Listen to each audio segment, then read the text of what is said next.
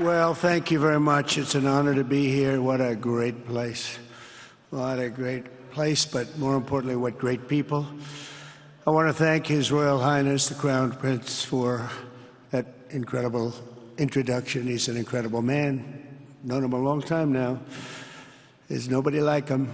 Thank you very much. Appreciate it very much, my friend. And it's a tremendous honor to return to this beautiful kingdom and be welcomed back with such extraordinary generosity and warmth. I've never forgotten the exceptional hospitality showed to us by King Salman, who's just, we talk about a great man. That is a great man. That is a great man, a great family. And that visit took place exactly 8 years ago. The graciousness of the royal family and the Saudi people is really unsurpassed, no matter where you go. Let me also thank the countless ministers, government officials, business leaders, and distinguished guests for that warm welcome. Very warm, and I know so many of you. I'd like to call out all of your names, but we have a lot of problems. We'd be here for a long time. We don't want that, so don't be upset. With this historic state visit, we celebrate more than 80 years of close partnership between the United States and the Kingdom of Saudi Arabia. Ever since President Franklin Roosevelt met with King Salman's father, King Abdul Aziz, aboard the USS Quincy in 1945, the U.S.-Saudi relationship has been a bedrock of security and prosperity. Today, we reaffirm this important bond, and we take the next steps to make our relationship closer, stronger, and more powerful than ever before. It is more powerful than ever before.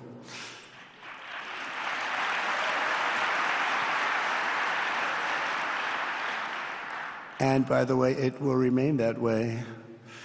We don't go in and out like other people. It will remain that way.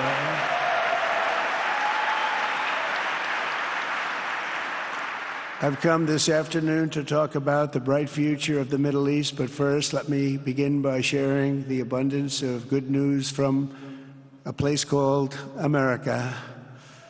In less than 4 months, our new administration has achieved more than most other administrations accomplish in 4 years or even 8 years. We've actually done, for the most part, more. The day I took office, we inherited, thank you. Thank you. The day I took office, we inherited a colossal invasion on our southern border, an invasion like you'd never want to see here. Nobody should ever want to see it. But within weeks, we slashed illegal border crossings to an all-time low, down 99.999%. That's good, even for this great gentleman standing right in front of me. That's a good number. We had hundreds of thousands of people. They came in at the same time last year, and last month we had, in this massive border, 3 people that got in. That's quite a difference, and we have no choice but to get a lot of the people that came in because they were not the best people. They were, in many cases, very bad people. We're getting them out. We're getting them out very fast. We're bringing them back to where they came from. We have no choice. After years of military recruiting shortfalls, enlistments in the U.S. Armed Forces are now the highest in 30 years because there is such an incredible spirit in the United States of America. We have tremendous spirit again. Just about a year ago, it was a big story, front page on every paper all over the world, that nobody wanted to enlist in our military, meaning we were way under enlisted. And just last week it came out that we had the strongest enlistment. They say 30 years, but probably it's maybe ever. They don't go back that far. It's the best, and that includes police officers, firemen, everything else. Is a great spirit in the United States right now. A brand new poll from Rasmussen just showed that the number of Americans who believe the nation is on the right track, they have a right track, wrong track, is now the highest in over 20 years. And it hasn't been anything like this because for many years it was the wrong track. And I can tell you for the last 4 years it was definitely the wrong track. But it's the highest it's been in many, many years. We renamed the Gulf of Mexico into the Gulf of America. That was very popular, other than perhaps with Mexico. And most importantly for the people in this room, the days of economic misery under the last administration are rapidly giving way to the greatest economy in the history of the world. We are rocking. The United States is the hottest country, with the exception of your country, I have to say, right? I'm not going to take that on. No, Mohammed, I'm not going to take that on. Wouldn't that be a terrible thing if I made that full statement? But I will not do it. You're hotter. At least as long as I'm up here, you're hotter. But groceries, gasoline, energy, and all other prices are down with no inflation. We have no inflation, and in a few short weeks, we've created 464,000 brand new jobs. Think of that. It's almost 500,000 jobs created just in a matter of weeks. We just reached a historic trade agreement with the United Kingdom, and over the weekend we reached a breakthrough agreement with China. Both outstanding deals. China's agreed. We have to get it down. We have to get the little details down. And Scott, you're going to work on that very hard, but China's agreed to open up to the United States for trade and everything else.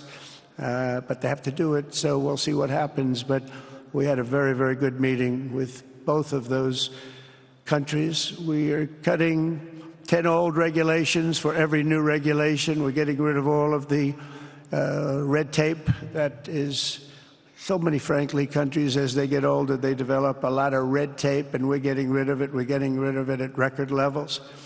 And I'm pleased to report that the United States Congress is on the verge of passing the largest tax cut and regulation cut in American history. We think we're in good shape to get that. And if we get that, that will be like a rocket ship for our country. In the first quarter of the year, the investment in America was up an astounding 22%. More than $10 trillion of new investments have been announced or are coming just since the election on November 5th. So think of that. In a very short period of time, we have over $10 trillion, and it could be much higher than that. Not everybody comes to the White House to have a news conference that they're going to be opening up in America, but they're all coming in at numbers that we've never seen before.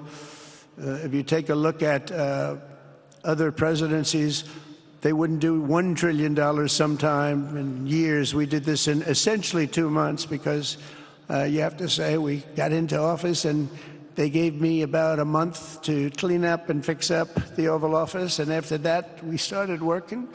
And the money is pouring in, the jobs are pouring in, the companies are pouring into our country like we've never seen before. There's never been anything like it. And we let other people tariff us into losing a lot of money and a lot of jobs, and now we're tariffing them. And it's at a level that nobody's seen. It's a level that is making us a very much different country and a very different Republican Party. We won a tremendous victory in November. We won all 7 swing states, the popular vote by millions and millions of votes. The Electoral College we won by 312 to 226. Remember, they said, well, we could get to 270. No, we got to 312. That's a big difference. And very importantly, we won counties throughout the United States, 2,660 to 451. That's why when you look at a map, they're all red. The whole country is red. Red stands for Republican. From the moment on and from the moment we started, we've seen wealth that just poured and is pouring back into America. Apple is investing $500 billion. Nvidia is investing, and I see my friend is here, Jensen. That's very good, wherever you may be. I thank you very much, because he's putting in $500 billion. TSMC is investing. Where is Jensen, by the way? Where is he? He's standing here. Where is he? I just saw that. Thank you very much, Jensen. I mean, Tim Cook isn't here, but you are. What a job you've done. He said he's got 99% of the chip market. I don't know. That's a big, that's not easy to beat, but what a job you've done. Thank you. We are proud to have you in our country. You know that. Thank you for the investment. TSMC is investing $200 billion, and with this trip, we're adding over $1 trillion more in terms of investment into our country and buying our products. And, you know, nobody makes military equipment like us. We have the best military equipment, the best missiles, the best rockets, the best everything. Best submarines, by the way. Most lethal weapon in the world.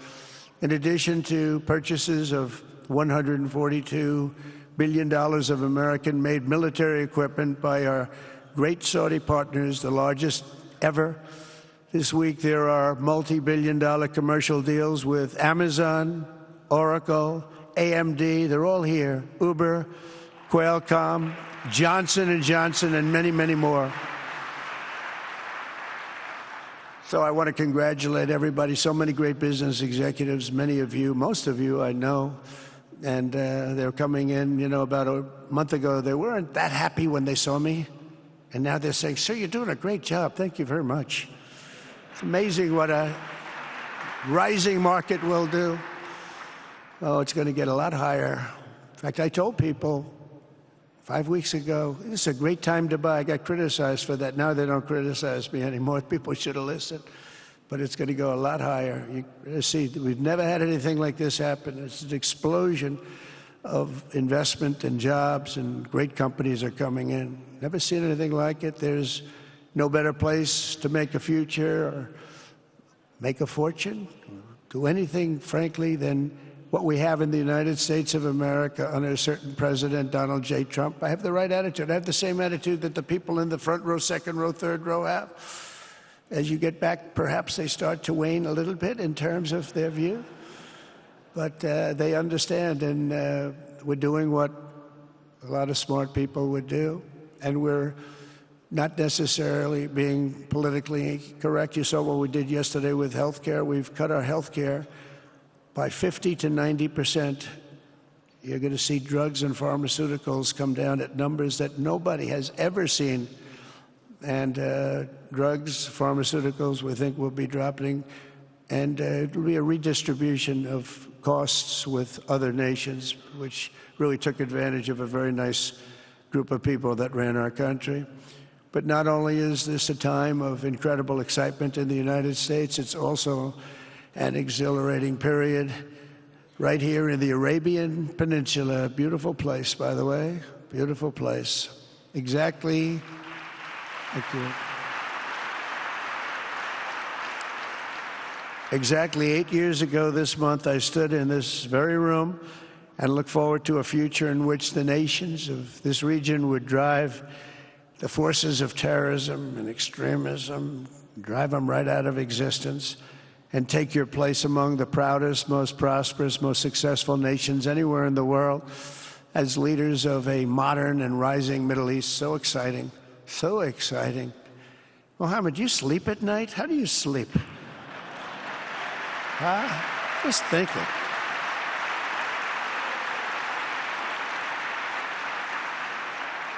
What a job. He tosses and turns like some of us. Tosses and turns all night. How do I make it even better all night? It's the ones that don't toss and turn. They're the ones that will never take you to the promised land, won't they? But you have done some job. True. But critics doubted that it was possible what you've done. But over the past 8 years, Saudi Arabia has proved the critics totally wrong. The transformation that has occurred even by these incredible business leaders. I mean, you had the biggest leaders in business anywhere in the world standing right before us. But the transformation that has occurred under the leadership of King Salman and Crown Prince Mohammed has been truly extraordinary. Such a thing has, I don't think, ever happened before. I've never seen anything at that scale happen before. And I guess, you know, maybe you could say the United States is doing pretty well too, but I don't think too many people have seen that happen before. Majestic skyscrapers, the towers that I see, the difference between now and 8 years ago. And 8 years ago was very impressive, but the towers that I see rising, some of the exhibits that I was shown by Mohammed, what I've seen there is just an amazing, it's an amazing process, amazing genius of so many people, architecture, but I have a feeling I know where many of those ideas came from. Happens to be sitting right in this room right before me, but the towers and all of the different, I've seen a lot of different towers. I didn't think there's any version of a tower that I haven't seen in one form or another. Well, I just passed 4 exhibits. I have never seen anything like any of them. So it's going to be very exciting. And they sit among the ancient wonders of a growing and exciting city. It's really amazing. Riyadh is becoming not just a seat of government, but a major business, cultural, and high-tech capital of the entire world. The World Cup is here. Johnny, just stand up, John. Johnny, thank you, Johnny.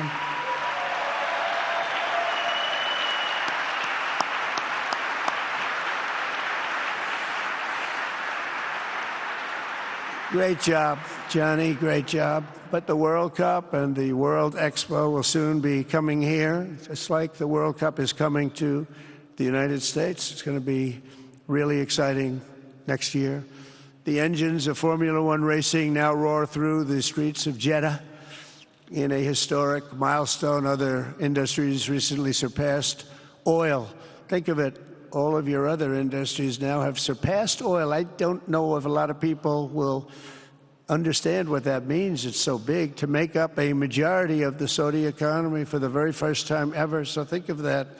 Other industries are now bigger even than oil, which is always going to be a big monster. It's a big one.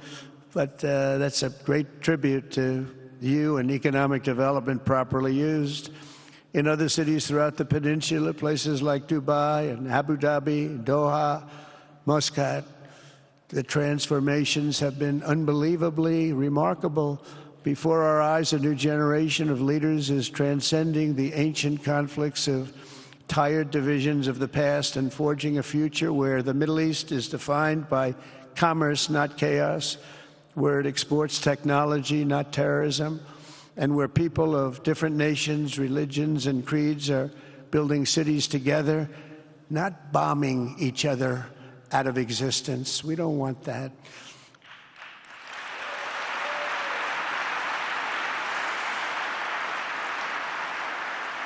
And it's crucial for the wider world to note this great transformation has not come from Western interventionists or flying people in beautiful planes giving you lectures on how to live and how to govern your own affairs. No, the gleaming marvels of Riyadh and Abu Dhabi were not created by the so-called nation builders, neocons, or liberal nonprofits like those who spent trillions and trillions of dollars failing to develop Kabul, Baghdad, so many other cities. Instead, the birth of a modern Middle East has been brought by the people of the region themselves, the people that are right here, the people that have lived here all their lives, developing your own sovereign countries, pursuing your own unique visions and charting your own destinies in your own way. It's really incredible what you've done. In the end, the so-called nation builders wrecked far more nations than they built, and the interventionists were intervening in complex societies that they did not even understand themselves. They told you how to do it, but they had no idea how to do it themselves. Peace, prosperity, and progress ultimately came not from a radical rejection of your heritage, but rather from embracing your national traditions and embracing that same heritage that you love so dearly.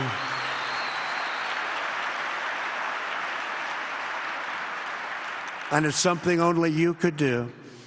You achieved a modern miracle, the Arabian way. That's a good way.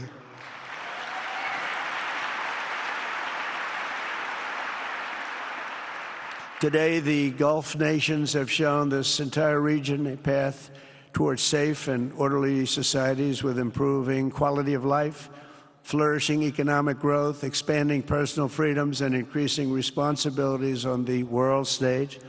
After so many decades of conflict, finally it is within our grasp to reach the future that generations before us could only dream about, a land of peace, safety, harmony, opportunity, innovation, and achievement right here in the Middle East. So beautiful. It's such a beautiful thing that's happening. I guess, the people that are here can't even really appreciate it because you see it happening, and it's when you come to a place that you haven't seen in 5 years or 10 years or 20 years that it's even more incredible.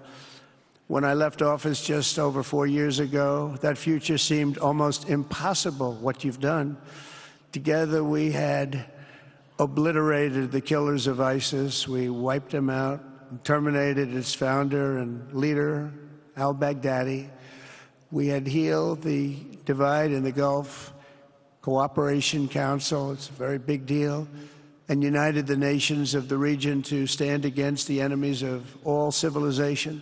We'd imposed unprecedented sanctions on Iran and starved the regime of resources to fund terror. They were unable to fund anything because they had no money left. They had no money.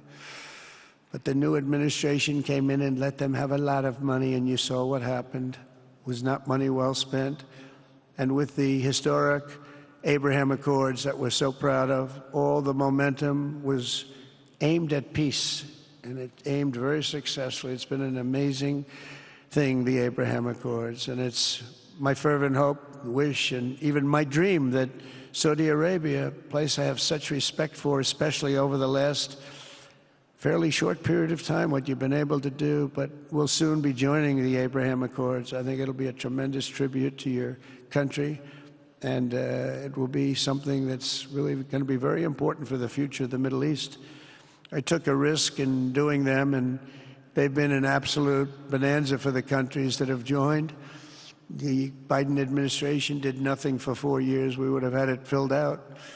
But it will be a special day in the Middle East with the whole world watching when Saudi Arabia joins us, and you'll be greatly honoring me, and you'll be greatly honoring all of those people that have fought so hard for the Middle East. And I really think it's going to be something special, but you'll do it in your own time, and that's what I want, and that's what you want, and that's the way it's going to be. When I left office, the only thing still standing between this region and its unbelievable potential was a small group of rogue actors and violent thugs seeking constantly to drag the Middle East backward and into havoc, mayhem, and indeed into war. Unfortunately, instead of confronting these destructive forces, the last U.S. administration chose to enrich them and empower them and give them billions and billions of dollars. The Biden administration, the worst administration in the history of our country, by the way, spurned our most trusted and long-standing Gulf partners, and I can say partners worldwide, one of our great, great partners, no matter who we look to, and we have great partners in the world, but we have none stronger and nobody like the gentleman that's right before me. He's your greatest representative, greatest representative.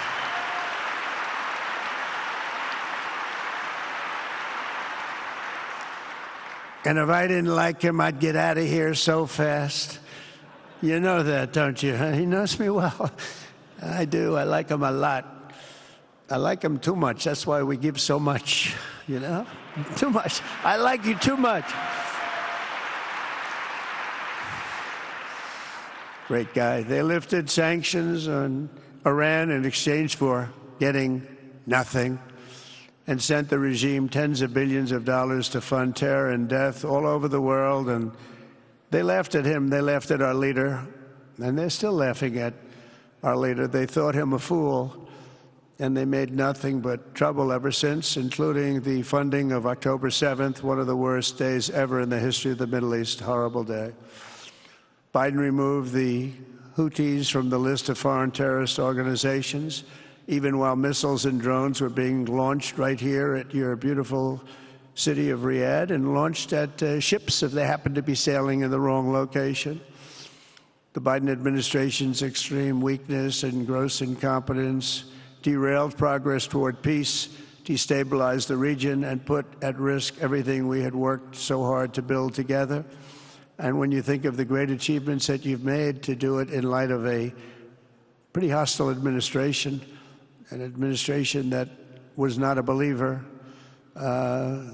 it makes your achievements even greater. Makes them even greater, you know that. But in a few short months since taking office, we have achieved the swift return of American strength at home and abroad, now working with the vast majority of people in this region who seek stability and calm. Our task is to unify against the few agents of chaos and terror that are left and that are holding hostage the dreams of millions and millions of great people. The biggest and most destructive of these forces is the regime in Iran, which has caused unthinkable suffering in Syria, Lebanon, Gaza, Iraq, Yemen, and beyond. There could be no sharper contrast with the path you have pursued on the Arabian Peninsula than the disaster unfolding right across in the Gulf of Iran. Think of that. They wanted to name it that. I said, they're not going to let them do that. Do you mind if I stop that? I stopped it. We're not going to let that happen.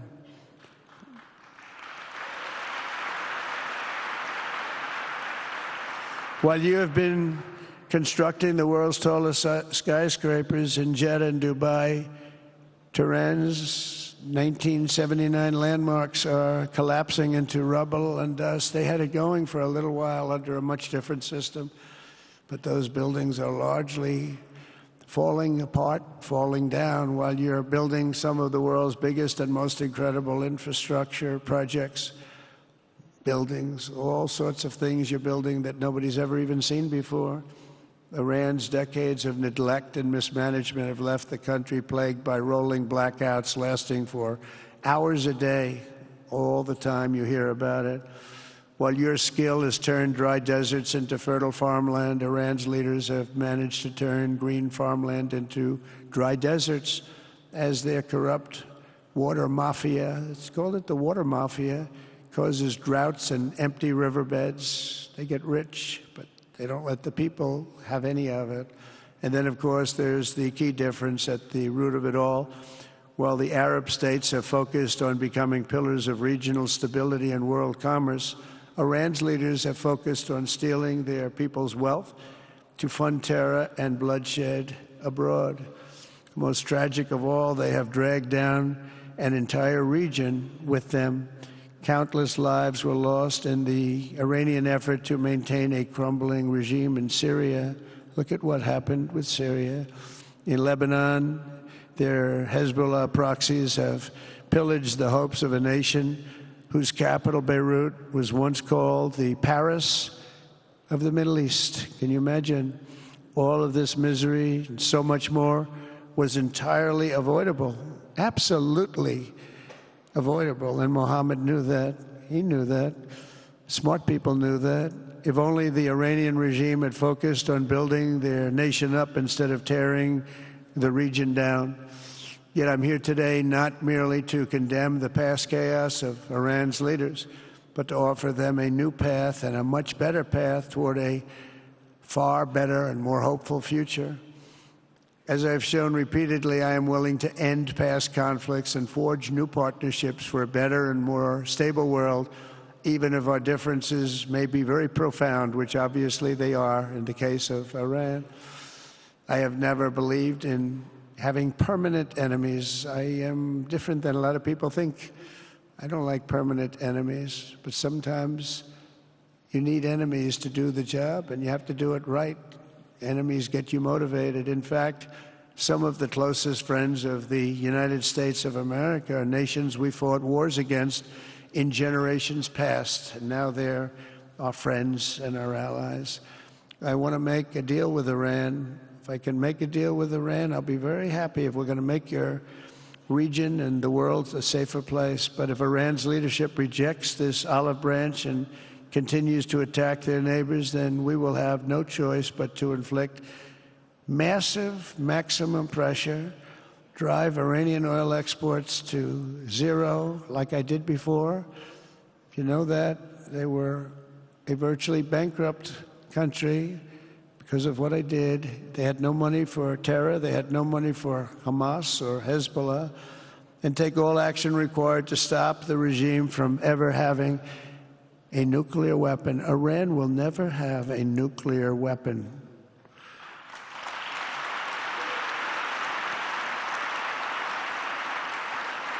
But with that said, Iran can have a much brighter future, but will never allow America and its allies to be threatened with terrorism or nuclear attack. The choice is theirs to make. We really want them to be a successful country. We want them to be a wonderful, safe, great country, but they cannot have a nuclear weapon. This is an offer that will not last forever. The time is right now for them to choose. Right now, we don't have a lot of time to wait. Things are happening at a very fast pace. They're happening right here. They're happening at a very fast pace. So they have to make their move right now, one way or the other. Make your move. As I said in my inaugural address, my greatest hope is to be a peacemaker and to be a unifier. I don't like war. We have the greatest military, by the way, in the history of the world. You know, I rebuilt our military in my first 4 years and rebuilt it into the most powerful military there is. And you saw that when I knocked out ISIS in 3 weeks. People said it would take 4 years, 5 years. I did it. We did it in 3 weeks. Just days ago, my administration successfully brokered a historic ceasefire to stop the escalating violence between India and Pakistan. And I used trade to a large extent to do it. I said, fellas, come on, let's make a deal. Let's do some trading. Let's not trade nuclear missiles. Let's trade the things that you make so beautifully. And they both have very powerful leaders, very strong leaders, good leaders, smart leaders. And it all stopped. Hopefully it'll remain that way, but it all stopped. I was very proud of Marco Rubio and all of the people that worked so hard. Marco, stand up. What a great job you did on that. Thank you, J.D. Vance, Marco. The whole group worked with you, but it was a great job. And I think they're actually getting along. Maybe we can even get them together a little bit, Marco, where they go out and have a nice dinner together. Wouldn't that be nice? But we've come a long way, and it could be, you know, millions of people could have died from that conflict that started off small and was getting bigger and bigger and bigger by the day. I've also been working relentlessly to end the terrible bloodshed between Russia and Ukraine, and very importantly, talks are being held in Turkey later this week, probably on Thursday, and they could produce some pretty good results. Our people are going to be going there. Marco's going to be going there. Others are going to be going, and we'll see if we can get it done. 5,000 people, young people for the most part, soldiers from Ukraine, soldiers from Russia. They're not from here and they're not from the United States, but they're souls. They're souls. I think usually, mostly, they're young, beautiful souls that left their parents waving goodbye, left their brothers and sisters. Goodbye, I'll see you soon. And they got blown to pieces. 5,000 on average a week are dying, and people are dying elsewhere in the region, but tremendous numbers like we haven't seen since World War II are dying, and I want to stop it. I want to stop it. It's a horrible war. Would have never happened if I were president. That's a war that would have never happened. October 7th would have never happened if I were president, because Iran had no money to pay Hamas or anybody else. They had no money. They were not looking to take care of them. They had to take care of themselves. They had no money. We stopped their oil effectively with the embargoes and sanctions. But let me take this opportunity to thank the Kingdom of Saudi Arabia for the constructive role that you've played in facilitating the Ukraine talks. And it really is, you've been amazing. You've made everything available to us. Thank you very much. Thank you.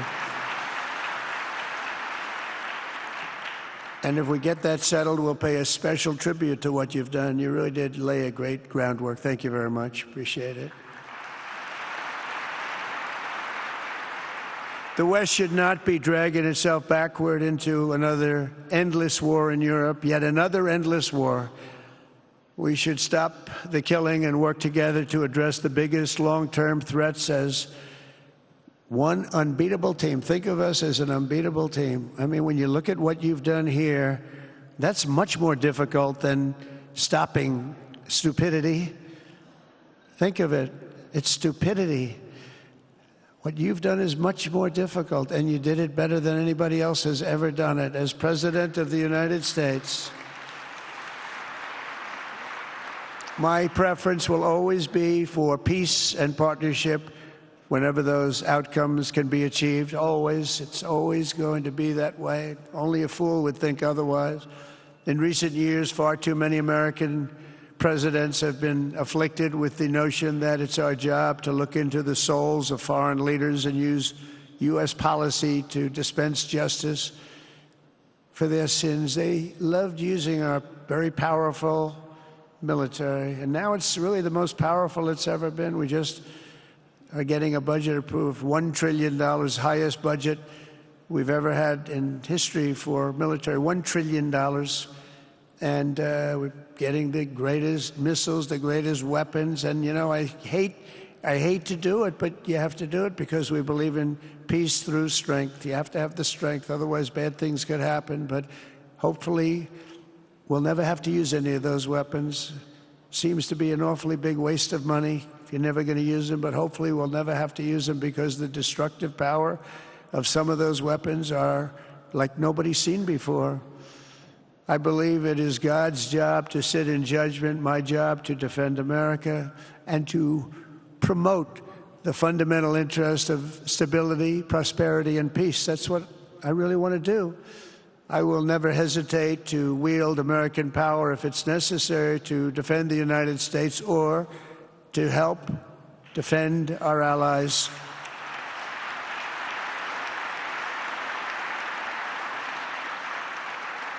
And there will be no mercy for any foe who tries to do us or them harm. We will have no mercy. They understand that. That's why I've been pretty lucky. A lot of people think, you know, he's looking to fight. He's looking to fight, and things get settled. It's an amazing thing when they really think you mean it.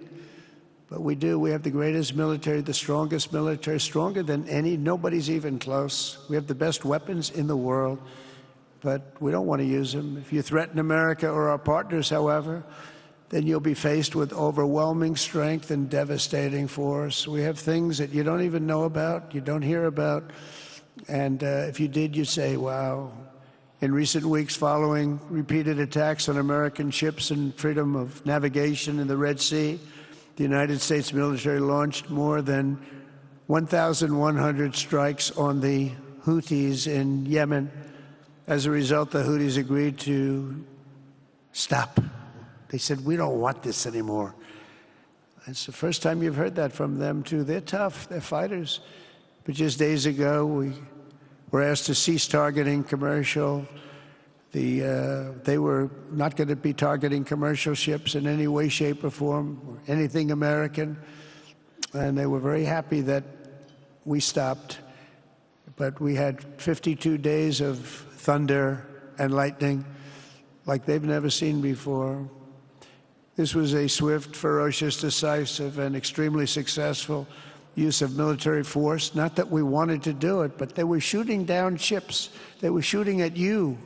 They were shooting at Saudi Arabia. We don't want them shooting at Saudi Arabia, if that's okay. So we hit them hard. We got what we came for, and then we got out. Since January 20th, the U.S. military has terminated 83 terrorist leaders operating across Iraq, Syria, and Somalia, including ISIS's #2 global leader. You read about that just recently. With the help of Pakistan, we apprehended the ISIS terrorists responsible for the attack on 13 American service members at Abbey Gate, that horrible, horrible disaster. During this Afghanistan withdrawal, you know, that's another thing that we don't even think about so much anymore. 13 died, but 42 were horribly wounded. But hundreds of people died overall, because I count the people on the other side. Hundreds of people just grossly incompetent. It's probably why Putin decided to go into Ukraine, something he never would have done if I were president. But we wouldn't have had the problems of October 7th if I were president. We wouldn't have had Ukraine, Russia if I were president. We wouldn't have had Abbeygate because there wouldn't have been any reason we were getting out, but we were getting out with dignity and with strength and power. But the way they got out was not good. I think it was the most embarrassing moment in the history of our country. And we've been working tirelessly to bring back all hostages held by Hamas. We brought back a lot already, but we're bringing back more. This weekend, we successfully negotiated the release of the last American hostage, Edan Alexander. Just came out a few hours ago, and we continue to work to get that war ended as quickly as possible. It's a horrible thing that's taking place.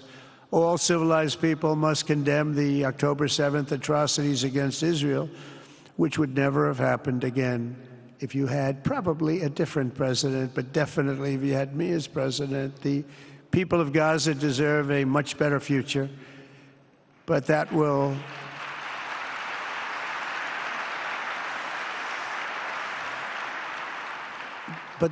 or can not occur as long as their leaders choose to kidnap, torture, and target innocent men, women, and children for political ends. The way those people are treated in Gaza, there's not a place in the world where people are treated so badly. It's horrible. After years of suffering, two of the nations most ravaged by terror are finally beginning to end their long nightmares under the new generation of leaders.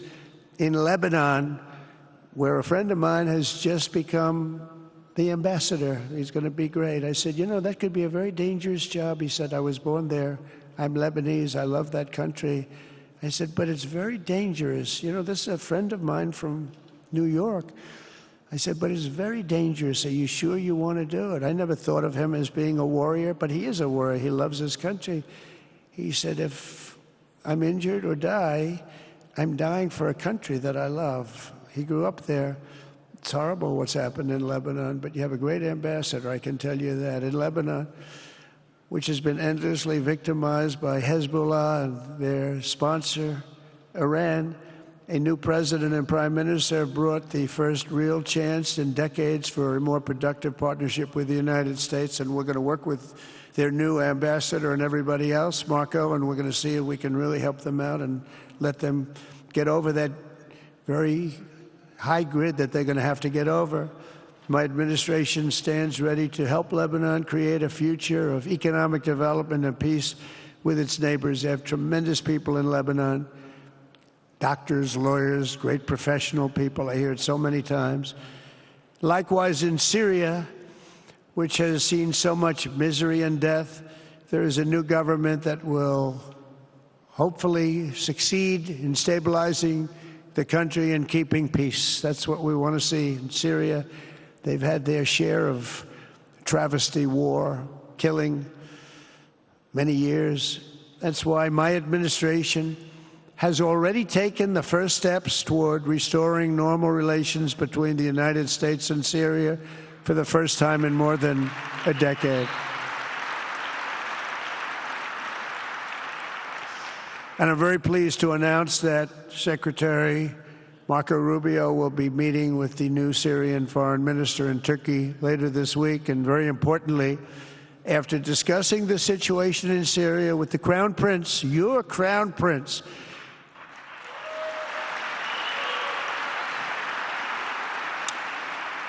and also with President Erdogan of Turkey, who called me the other day and asked for a very similar thing, among others, and friends of mine, people that I have a lot of respect for in the Middle East, I will be ordering the cessation of sanctions against Syria in order to give them a chance at greatness.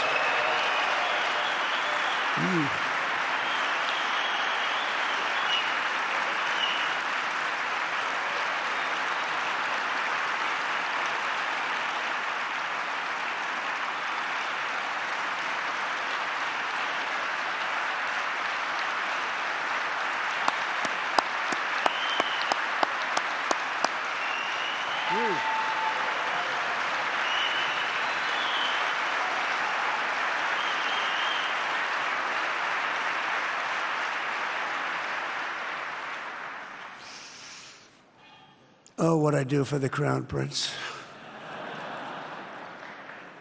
The sanctions were brutal and crippling and served as an important function, nevertheless, at the time. But now it's their time to shine. It's their time to shine. We're taking them all off, and they're going to have, I think they're going to have, based on the people and the spirit and everything else that I'm hearing about. So I say good luck, Syria. Show us something very special like they've done, frankly, in Saudi Arabia. Okay? They're going to show us something special. Very good people.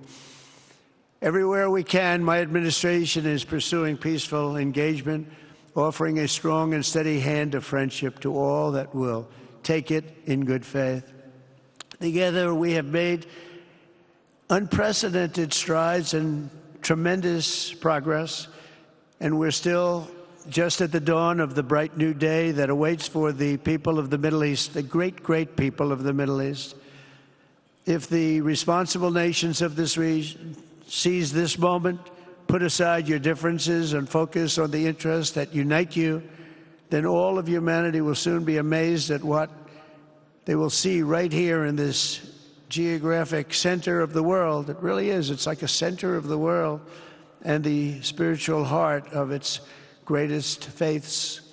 For the first time in 1,000 years, the world will look at this region not as a place of turmoil and strife and war and death, but as a land of opportunity and hope, just like you've done right here, a cultural and commercial crossroads of the planet.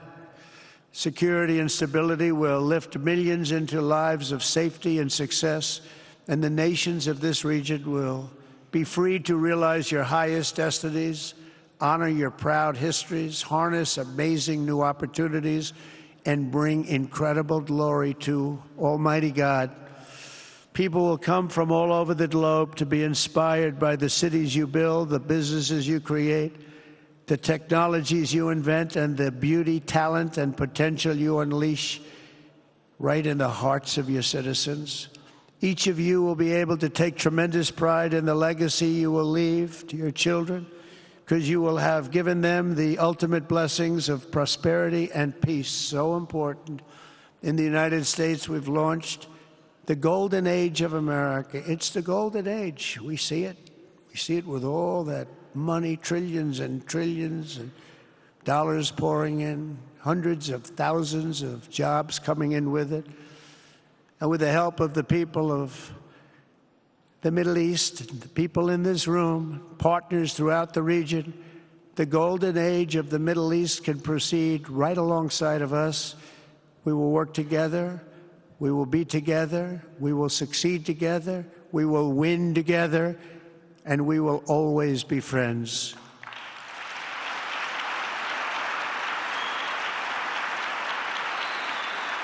Thank you.